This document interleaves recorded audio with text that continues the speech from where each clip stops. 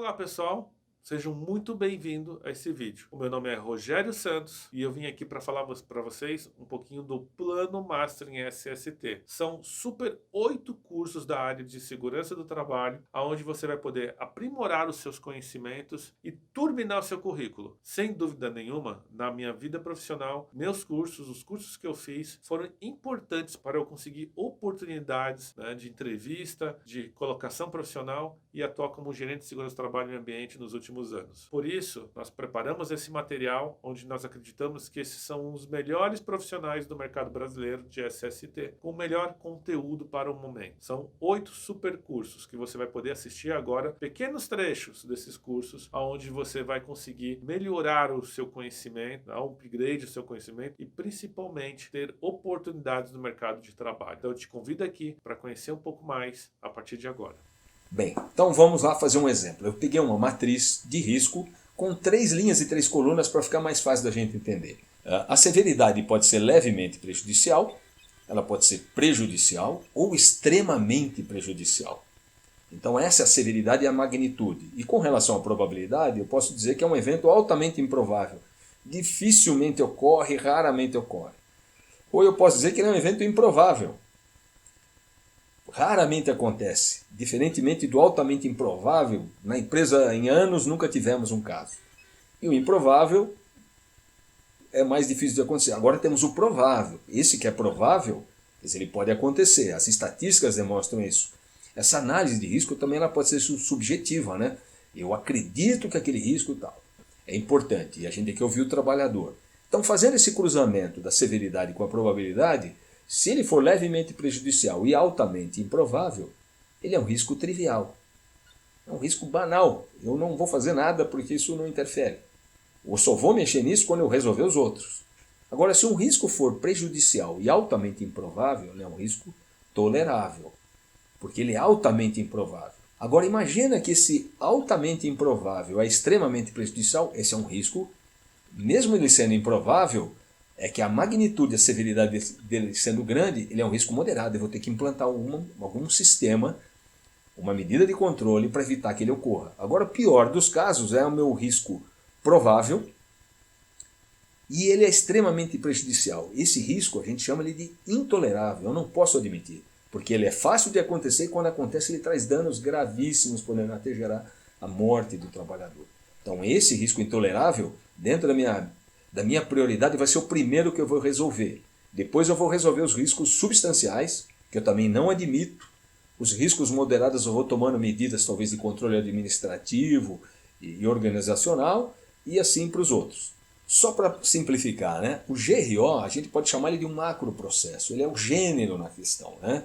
E o PGR são os documentos que vão evidenciar o que eu estou implantando na empresa. Então o GRO identifica os perigos, avalia os riscos e controla os riscos.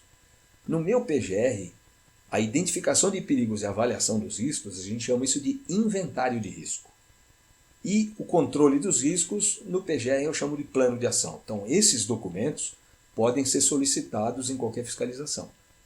Então uma empresa vai ter que ter sempre o PGR, o seu inventário de risco e o plano de ação. Aqui no estudo de caso, nós vamos falar do adicional de periculosidade, né? Esse texto aqui, exatamente como o advogado colocou, ok? Então a gente não alterou, foi exatamente como foi colocado na inicial. Então se você vê algum erro aqui no texto, mas foi exatamente como ele colocou. O reclamante ao longo de todo o contrato de trabalho estava exposto ao longo de toda a jornada aos ruídos da aeronave e também a produtos explosivos, quais sejam combustível durante o abastecimento das aeronaves, assim como trabalhava próximo a reservatórios de ar comprimido e exposto a risco de explosão. Tá? Então você fazendo a avaliação, vamos focar na parte de periculosidade, que é o assunto desse módulo. Tá? Então você pegando aqui a situação, você vê que tem várias pessoas durante o abastecimento. E o que fala a legislação com relação a esse item, né? Abastecimento de aeronaves? Vamos ver aqui. Ela fala o seguinte: atividades e operações perigosas com inflamáveis são consideradas atividades ou operações perigosas, conferindo aos trabalhadores que se dedicam a essas atividades ou operações bem como aqueles que operam na área de risco, adicional de 30%, aquelas que operam na área de risco. Tá? Então, vamos lá. Atividades nos postos de reabastecimento de aeronaves, adicional de 30%. Todos os trabalhadores nessas atividades ou que operam na área de risco. Então, ele faz abastecimento, ele já tem direito. Tá? Aqui na letra G, abastecimento de aeronaves. Toda a área de operação. E aí é o seguinte, aonde está fazendo abastecimento, tudo aquilo que se engloba como área de operação, quem opera ali, quem trabalha ali nessa área, tem direito à periculosidade. Ok? Lembrando aqui que no caso do abastecimento de aeronaves, a área de risco aqui, ela não é delimitada a partir de um raio, ela não dá um raio de quanto é essa área de risco. Ela só fala pra gente que é toda a área de operação, diferente do abastecimento dos postos de combustível, que delimita um raio. Aqui eu não tenho raio delimitado, ele fala que é toda a área de operação. Então, só para finalizar, né, esse estudo de caso, que nós trouxemos como exemplo, né, como que fica a situação do reclamante? Então, fica caracterizada a condição de periculosidade, estando mesmo na área considerada como de risco, de forma habitual e permanente, bem como permanência dentro da área de operação para desempenho de suas atividades, enquanto abastecimento de inflamável nas aeronaves, de acordo com o anexo 2, item 1, né? Letra C, e item 3, letra G, da NR16, portaria 3214 de 1978, isto posto, tal atividade deve ser enquadrada como sendo em condição de periculosidade. Cito ainda artigo 193 da CLT. Importante para a gente observar sempre na caracterização aqui das atividades e operações perigosas com inflamáveis, eu sempre vou ter que observar isso para todas as atividades, vai ter que existir esse cruzamento da atividade que está no item 1 versus a área de risco. Então, esse direcionamento, o embasamento da legislação, ele é obrigatório, de acordo com o anexo 2, eu vou citar o item 1, no caso, e a letra referente a esse item 1, e o item 3, que é com relação à área de risco, e a letra referente ao item 3. Então, só havendo esses dois cruzamentos da atividade com uma área de risco é que essa caracterização vai estar correta. Se eu não conseguir fazer esse enquadramento aí nesses dois itens com relação à atividade e área de risco, tem alguma coisa errada e vai ficar faltando o embasamento no laudo pericial passível de impugnação, caso ele seja liberado assim. Com certeza vão te cobrar esse embasamento, caso não tenha. Pessoal, então mais uma vez aqui, eu estou demonstrando para vocês o posicionamento do audiodosímetro, ou seja, como ele deve ser colocado em relação à zona auditiva do trabalhador, ou seja, vocês podem perceber a proximidade que eu tenho aqui, tá? Então, depois de configurado o equipamento, né, a gente vai ligar ele, né?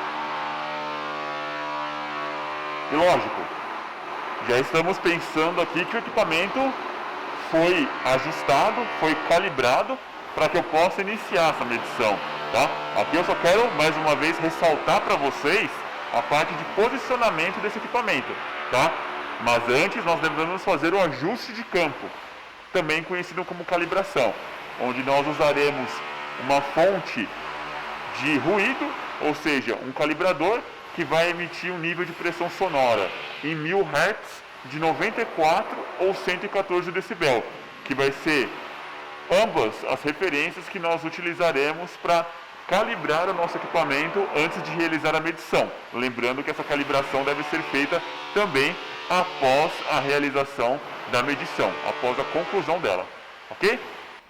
Então, pessoal, é importante lembrar que num caso de um operador de empilhadeira ou qualquer outra atividade onde o funcionário, o empregado, ele apresenta uma alta flutuação, ou seja, ele passa por diversos ambientes da empresa, ele flutua bastante, ele se movimenta constantemente, é importante a gente fazer a análise de ruído por meio de uma audiodosimetria, porque assim o equipamento posicionado dessa forma, vai ter condição de acompanhar o trabalhador durante todo esse percurso dentro da empresa, avaliando a energia sonora, a energia acústica que chega até o canal auditivo dele. Então é importante a gente saber que os resultados que vão ser extraídos do audiodosímetro, após essa medição ter sido representativa da jornada de trabalho, é a que nós usaremos para comparar com os limites de tolerância previstos no anexo 1 da NR15, ou seja, para ruído contínuo ou então intermitente. Beleza, galera? É isso. Hoje eu estou aqui, na Struterm para falar com vocês sobre um equipamento, que talvez nem todos conheçam, mas que é muito útil, o termoanemômetro de fio quente, modelo TAFR 200, tá? Esse equipamento aqui eu tive a oportunidade de utilizá-lo agora nas medições de ruído que eu fiz para fins de atendimento, da NBR 10151 de 2019, que fala de conforto acústico para comunidades, tá? E você pode se perguntar, pô, Gustavo, você fez medição de ruído e está falando que usou um termoanemômetro, mas por quê? Bom, como vocês sabem, a NBR 10151 na versão de 2019 trouxe alguns parâmetros que nós não tínhamos antes. Um deles é a velocidade do ar. Então a velocidade do ar não pode ser superior a 5 metros por segundo. Caso seja, nós não podemos fazer essa medição, pois a velocidade do vento vai interferir de forma muito significativa no resultado final da medição de ruído, ou seja, no seu tempo de integração de dados. Então por isso que essa amostra ela não deve ser validada. Porém, para fazer isso, para fazer essa medição do ar, o melhor equipamento é um termoanemômetro, então, de fio quente, ou um anemômetro de fio quente que possa dar a velocidade do ar para você, ok? Bom, esse equipamento aqui é um equipamento muito prático, muito simples de uso, um equipamento que a Struterm já comercializa há um bom tempo e que atende perfeitamente, tá, essas questões para que nós possamos fazer a amostragem da velocidade do ar durante as medições. Então, pessoal, aqui nós temos uma sonda retrátil, que daqui a pouco eu vou mostrar como ela funciona. E aqui na ponta nós temos um sensor, tá? Um termistor responsável por quantificar a temperatura do ar e a velocidade do ar. Lembrando que esse equipamento também mede vazão. Se você tiver ali o diâmetro, por exemplo, de uma tubulação, você consegue calcular qual que é a vazão, ou seja, a quantidade de ar que está passando naquele determinado ponto. Um conceito que a gente está até acostumado a usar quando nós pensamos em agentes químicos, mas que não tem nada a ver com o que a gente está falando aqui, ok? Bom, então, esse termistor aqui, ele nada mais é do que um semicondutor, tá? Um semicondutor que vai ser o responsável por passar para a gente a velocidade do ar e a temperatura que serão mostradas diretamente nesse display. Então aqui vocês podem ver que no display eu tenho no lado de cima a velocidade do ar dada em metros por segundo, que é a unidade que nós usamos no Sistema Internacional de Medidas, e aqui a temperatura do ar dada em graus Celsius, que é o que a gente está acostumado a utilizar no Brasil, beleza? Então esse equipamento é um equipamento muito bom porque eu não preciso de uma ventoinha aqui nele para que essa ventoinha gire conforme o ar passa por ela, para que eu possa fazer a avaliação da velocidade do ar. Eu não preciso disso. Como se trata de um termoanemômetro de fio quente, eu consigo, através da variação da resistência elétrica desse termistor, obter o valor da velocidade do ar, mesmo para situações onde esse deslocamento seja muito baixo. Tá? Então, ele consegue captar valores de variação da velocidade do ar de uma forma muito sensível, de uma forma que você consiga expressar resultados, mesmo que essa velocidade seja baixa. Bom, pessoal, então, como eu falei para vocês, essa sonda aqui, ela pode ser estendida, tá? Então, quando a gente vai fazer a medição, se nós quisermos obter a velocidade do ar, em alturas diferentes, a gente pode estender essa sonda aqui, como vocês podem ver. Essa sonda, como vocês podem ver aqui, é uma sonda que tem uma extensão boa, tá? Então, aproximadamente, acho que 1 metro mais ou menos, varia um pouco, tá? Mas é uma sonda, como eu disse para vocês, bem sensível, para que a gente possa fazer a leitura, da velocidade do ar, Então isso varia de acordo com as circunstâncias, tá? Mas é uma sonda que apresenta uma sensibilidade muito alta, né? Então você pode posicionar ela em diferentes pontos, né? Como eu havia mostrado. Então você pode ir adaptando isso de acordo com o ângulo, de acordo com a altura que você queira, ok? Essa sonda, ela então pode ser utilizada para esses fins, né? Medição da velocidade do ar para comparação com o valor de referência da NBR 10151, ou se você precisa, por exemplo, usar para o cálculo do ábaco efetivo, né, da temperatura efetiva que está no item 17.5.2 da NR17. Então, para verificar qual é a temperatura efetiva, né, de um determinado local, que é uma temperatura que tem que estar entre 20 a 23 graus Celsius, nós temos que fazer uma medição de temperatura, ou seja, a gente tem que avaliar as condições do termômetro de bulbo seco e do termômetro de bulbo úmido, e também nós temos que verificar a questão da velocidade do ar.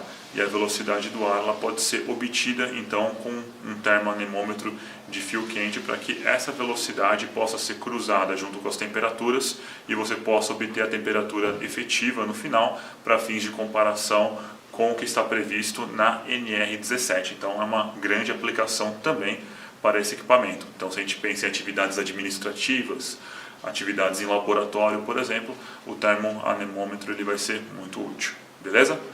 Então é isso, pessoal, espero que vocês tenham gostado do vídeo aqui do nosso equipamento.